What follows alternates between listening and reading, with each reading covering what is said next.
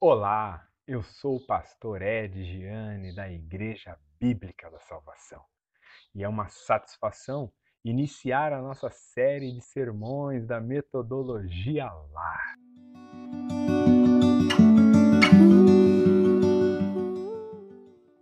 Glória a Deus, é muito bom contar com a sua atenção e nos próximos minutos nós faremos o nosso sermão introdutório da metodologia LAR.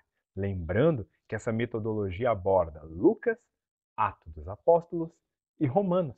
Mas nós faremos o sermão introdutório, na verdade, usando o livro de Isaías, lá no capítulo de número 1, e os versos de 1 a 5.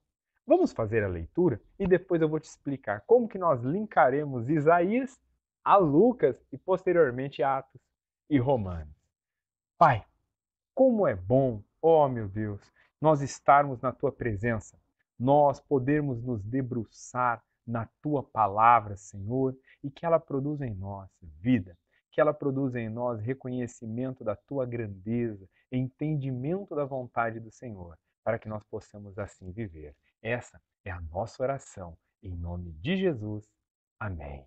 Vamos ler Isaías, capítulo de número 1, versos de 1 a 5. Diz assim o trecho da palavra de Deus: visão de Isaías, filho de Amós, que ele teve a respeito de Judá e Jerusalém, nos dias de Uzias, Jotão, Acás e Ezequias, reis de Judá. Ouvi, ó céus, e dá ouvido tua terra, porque o Senhor tem falado. Criei filhos e engrandeci-os, mas eles se rebelaram contra mim. O boi conhece o seu possuidor, e o jumento a manjedoura do seu dono. Mas Israel não tem conhecimento. O meu povo não entende. Ai, nação pecadora, povo carregado de iniquidade, descendência de malfeitores, filhos corruptores, deixaram ao Senhor, blasfemaram o Santo de Israel, voltaram para trás. Porque sereis ainda castigados, se mais vos rebelareis. Toda a cabeça está enferma e todo o coração está fraco. Isaías foi levantado por Deus para profetizar em meio a dias onde os homens haviam se esquecido de Deus, aonde o serviço religioso ele era mecânico, já não havia mais entendimento, espiritualidade e desejo, vontade de adorar a Deus naquilo que era feito. Esse livro de Isaías aborda todo esse cenário devastador, tanto que ao final do livro o próprio profeta declara: quem creu na nossa pregação? É uma pergunta pesarosa em meio a uma geração que não queria ouvir, em meio a uma geração que não queria se atentar para Deus. Mas ainda assim o livro de Isaías é maravilhoso ao profetizar, ao falar sobre a vinda do Messias. É o mais messiânico dos livros do Antigo Testamento, é um deleite para a nossa alma. E eu espero em momentos, em vídeos futuros, nós podemos mergulhar mais no livro. Mas hoje usaremos esses versos aqui à guisa de introdução, para que nós possamos estar com os corações preparados para recebermos inicialmente o Evangelho de Lucas. Perceba que esse texto começa relatando os reis que estavam no poder no tempo em que a visão de Deus veio a Isaías. Quando Isaías recebe essa visão, ela é uma visão que de cara ela começa bem, mas vai aos poucos se tornando amarga. Deus, na visão aqui relatada, ele cria filhos, ele os engrandece, mas esses filhos se rebelam. O verso 2 mostra que Deus ele cria em amor, ele cria com cuidado e ele engrandece esses filhos, o que mostra que ele tem realmente amor por esses filhos, uma vez que ele os engrandece. Mas esses filhos, mesmo gozando de tal atenção, mesmo gozando dessa benesse de serem engrandecidos, resolvem se rebelar. Mas a resposta do porquê eles se rebelam é revelada no verso de número 3, aonde a analogia feita deveria machucar muito o nosso entendimento, uma vez que Deus, através do profeta, fala que animais do campo, bois, jumentos, entendem e conhecem aquele que os trata, conhece aquele que está provendo para eles, ao passo que o povo de Israel não conhece, não entende, percebe? O povo de Israel não conhece, não entende, e por não conhecer e não entender Deus, eles se rebelam. E essa rebeldia, ela vai tomando uma escala maior, como diz o verso 4. Leia comigo. Ai, nação pecadora, povo carregado de iniquidade, descendência de malfeitores, filhos corruptores, deixaram ao Senhor, blasfemaram o Santo de Israel, voltaram para trás. Quando nós não entendemos Deus, quando nós não conhecemos de fato a Deus, a nossa progressão de vida não é avante, não é à frente. Ainda que você possua, como no meio popular costuma-se dizer, venci na vida porque tem um bom emprego, carro, casa, casamento. Não é isso. Na verdade, você regride, ainda que você tenha tudo isso, quando você não conhece a Deus, uma vez que o texto diz que o povo havia se tornado realmente, primeiro, rebelde, segundo, carregado de iniquidade, terceiro, uma descendência de malfeitores e filhos corruptores. Perceba, quando a minha e a sua vida é uma vida de esquecimento, de distância de Deus, eu gero em meus filhos, naqueles que me sucederão, automaticamente um desprezo pelas coisas de Deus. Eu gero automaticamente filhos que vão ir pelo mesmo caminho que eu estou indo e vão estar apartados, distantes de Deus. Geração corrupta e uma geração que corrompe, que se torna corruptora, corruptora de valores, corruptora de princípios. E aí nós desencadeamos, obviamente, em blasfêmia por parte daqueles que deixam ao Senhor. Deus, ele já não é mais objeto de adoração, mas muitas vezes de piada, de jocosidade. E o texto termina dizendo: por que sereis ainda castigados, se mais vos rebelareis? Toda a cabeça está enferma e todo o coração está fraco. Quando nos afastamos de Deus, quando a rebeldia toma conta do nosso interior e nós começamos a nos aprofundar em diversos erros, como a nação de Israel está afundando aqui nesse texto propriamente dito, perceba que nem todo o álcool do mundo, nem toda droga, nem todo sexo, nem todo dinheiro vai conseguir colocar em ordem as emoções, os sentimentos do homem. A cabeça fica enferma, os sentimentos, o coração fica fraco, porque justamente o homem ausente, afastado de Deus, fica com os sentimentos e as emoções à mercê de toda e qualquer circunstância. E isso, a incerteza, esse ebulir de coisas que por mais que você faça, parece que nada lhe satisfaz, leva o homem a procurar coisas ainda piores para se aprofundar em busca de um sentido, de encontrar algo. E aí o homem vai cada vez mais ficando com a mente e com o coração machucado, ferido. E aí nós temos essa geração que era presente nos dias de Isaías e que é presente no meu e no seu dia. Observe hoje nossos jovens. Observe hoje o número de pessoas que infelizmente incorrem pela via do suicídio, que incorrem pela vida do abuso de todas essas práticas que anteriormente citei. E ainda assim, aqueles que não estão completamente aprofundados nisso e gozam até de benesses financeiras, dizem para si mesmo: estou insatisfeito com a vida. Parece que nada tem sentido. Eu faço, mas me sinto vazio, me sinto infeliz. E aí nós percebemos como tudo isso se inicia pelo que está escrito no verso de número 3, pela falta de entendimento, pela falta de conhecimento. E aqui, tendo exposto esse texto de uma forma bastante breve, eu quero fazer algumas aplicações para as nossas vidas e que vai nos impulsionar a termos maior desejo pelo que está a vir em Lucas, Atos e Romanos.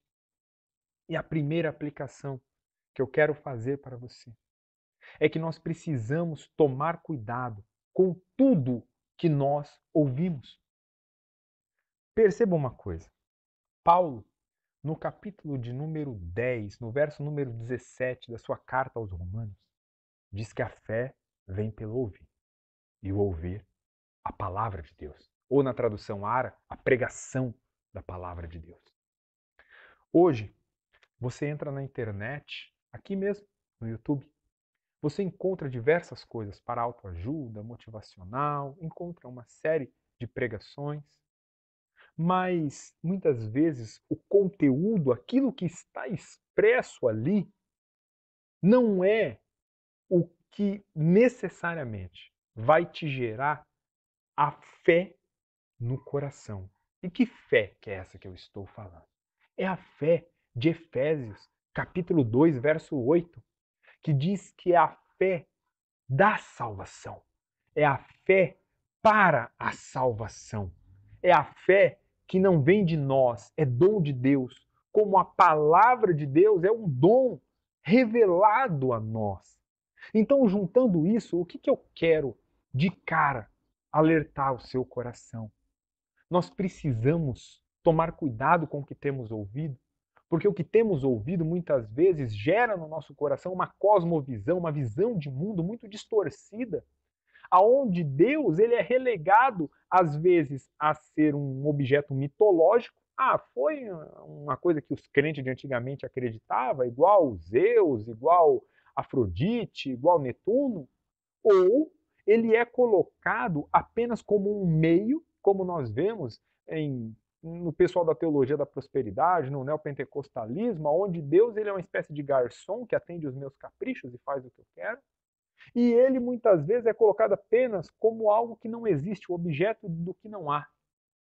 Então perceba que dependendo do que eu estiver ouvindo, automaticamente a minha visão de Deus vai ficar distorcida e não só distorcida. Eu não vou ter gerado em mim a fé que aponta para a salvação e que vai me garantir realmente, aí sim, uma vida de proximidade e de conhecimento de Deus. Quando diz que o povo não entende, não conhece, isso está ligado intrinsecamente com a Bíblia.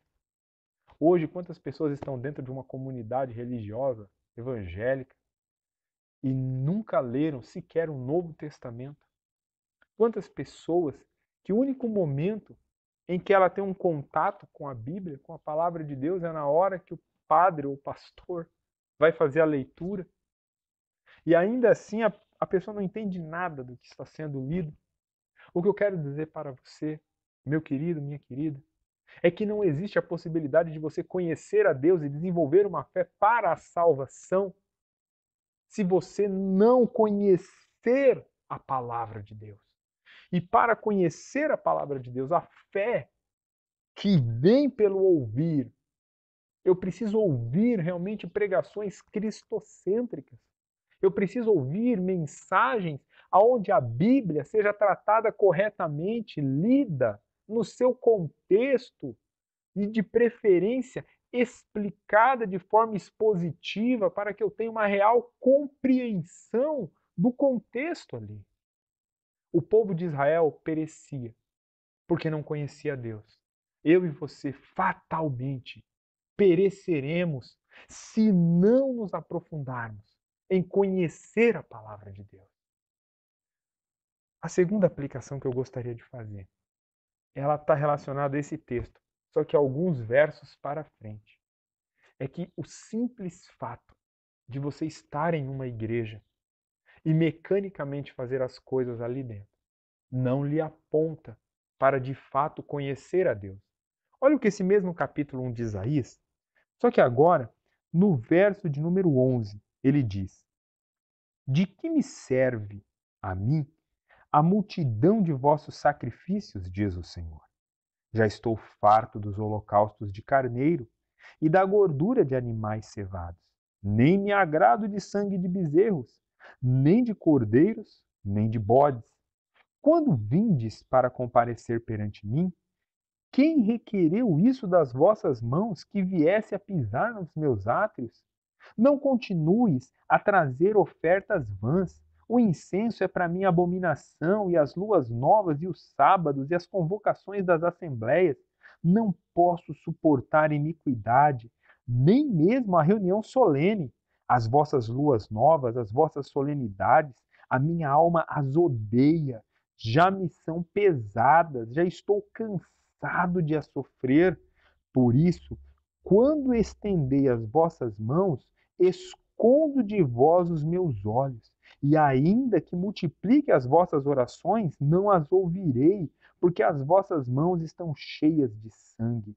Lavai-vos, purificai-vos, tirai a maldade dos vossos atos de diante dos meus olhos. Cessai de fazer o mal, aprendei a fazer bem, procurai o que é justo, ajudai o oprimido, fazei justiça ao órfão, tratai a causa das viúvas. Vinde então e arguir-me, diz o Senhor, ainda que os vossos pecados sejam como a escárlata, eles se tornarão brancos como a neve, ainda que sejam vermelhos como o carmesim, se tornarão como a branca lã. Se quiserdes e obedecerdes, comereis o bem dessa terra.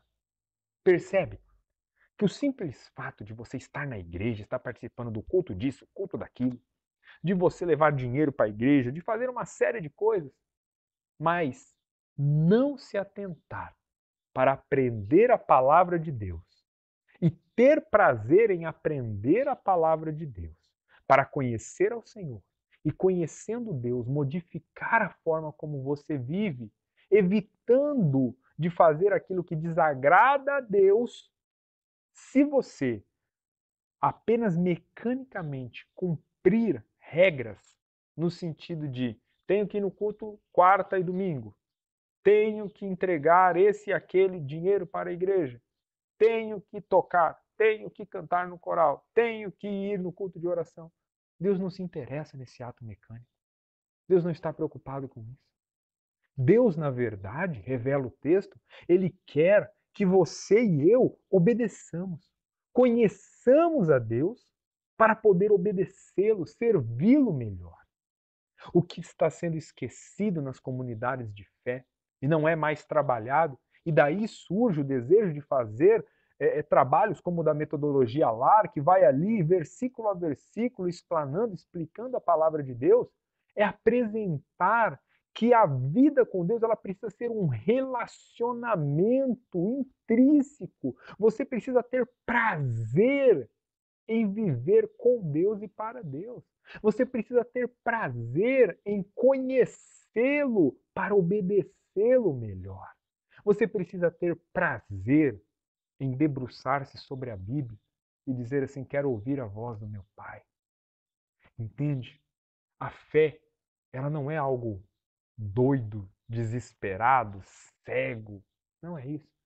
A fé, ela é a razão daquele que busca conhecer e em conhecer praticar e em praticar para agradar a Deus, que é o objeto da fé.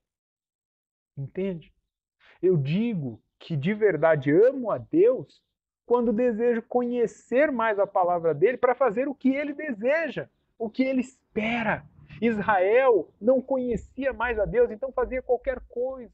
Hoje, e dentro dos nossos sermões, nós vamos caminhar junto e perceber que tanta coisa é feita no meio gospel que não tem base nenhuma da palavra, que não está na palavra e que fatalmente gera pessoas que, no fundo, elas internamente estão em estado de rebeldia e na sua vida prática ela é apenas um personagem enquanto dentro do ambiente da igreja, e outra pessoa completamente diferente quando está fora daquele ambiente. Esse texto nosso aqui inicial, ele aponta para a necessidade de se conhecer a Deus, para que possamos servi-lo melhor e fugirmos das práticas que não são bíblicas, das práticas que vão nos conduzir automaticamente a uma religiosidade completamente falsa, que está apenas na prática de atos e ritos que em si mesmo não têm valor algum, como nós acabamos de ler. É tempo de conhecermos a Deus para sermos conhecidos dele. E aqui é a nossa última aplicação. Eu preciso conhecer a Deus para servi-lo melhor, para adorá-lo melhor, para que ele seja o único objeto de desejo da minha vida, a fim de que ele também me conheça. Vamos ler Mateus? Olha aí na tela, Mateus, capítulo de número 7. E o verso que nós vamos ler é a partir do verso 17. Assim toda árvore boa produz bons frutos, e toda árvore má produz frutos maus. Não pode a árvore boa dar frutos maus, nem a árvore má dar frutos bons. Toda árvore que não dá bom fruto corta-se e lança-se no fogo. Portanto, pelos seus frutos os conhecereis. Nem todo que me diz Senhor, Senhor entrará no reino dos céus, mas aquele que faz a vontade de meu Pai que está nos céus. Muitos me dirão naquele dia: Senhor, Senhor, não profetizamos nós em teu nome? Em teu nome não expulsamos demônios? Em teu nome não fizemos muitas maravilhas? E então lhes direi abertamente: nunca vos conheci.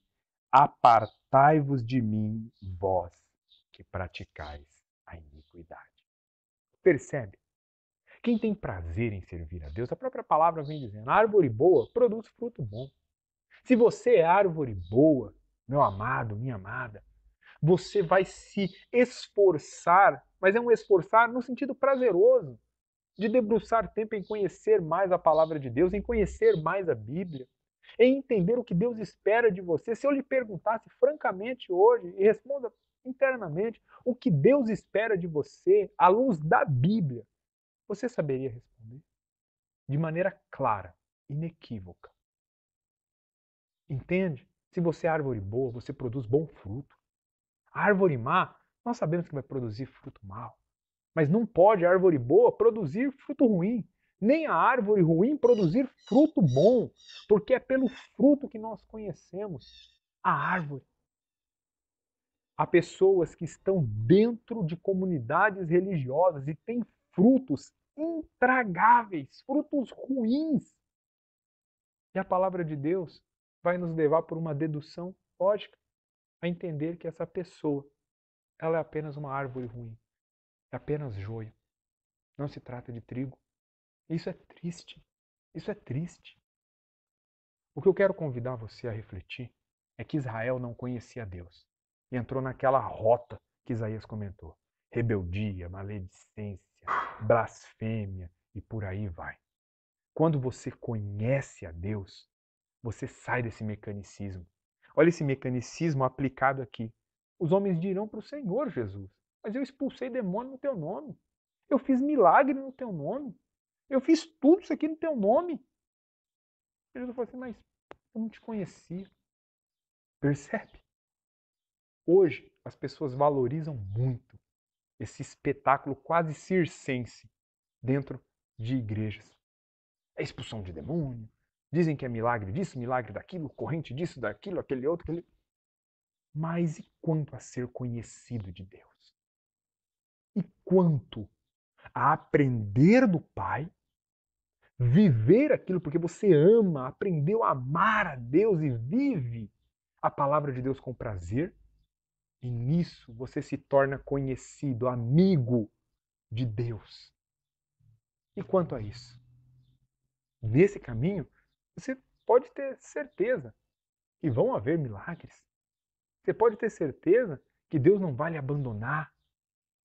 Mas isso não é o centro. Não é o principal. não é o objeto único. Entende? Para finalizarmos apenas, não ia ler não, mas deixa eu ler aqui, nesse mesmo livro de Mateus.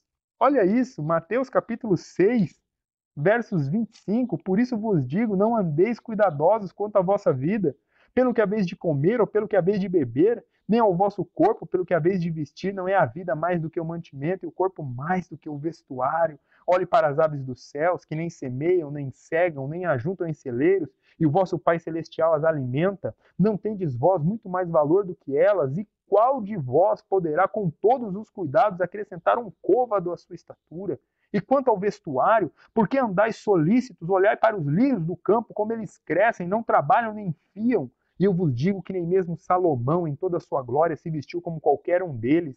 Pois se Deus assim veste a erva do campo, que hoje existe, e amanhã é lançada ao forno, não vos vestirá muito mais a vós, homens de pouca fé? Não andeis inquietos, dizendo que comeremos, ou que beberemos, ou com que nos vestiremos, porque o Pai sabe que todas essas coisas vocês necessitam, porque os gentios procuram tais coisas, mas buscai primeiro o reino de Deus e a sua justiça, e todas estas coisas vos serão acrescentadas.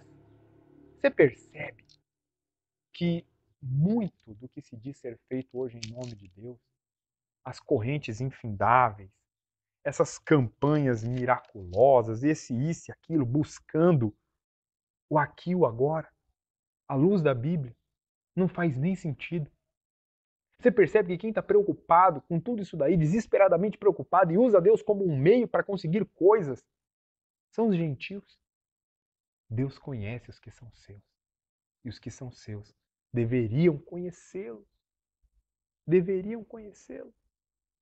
E apenas dedicar-se a buscar o reino de Deus e a sua justiça. Eu desejo que essa palavra possa adentrar o seu coração e a sua mente, e dentro da sua razão, produzir reflexão.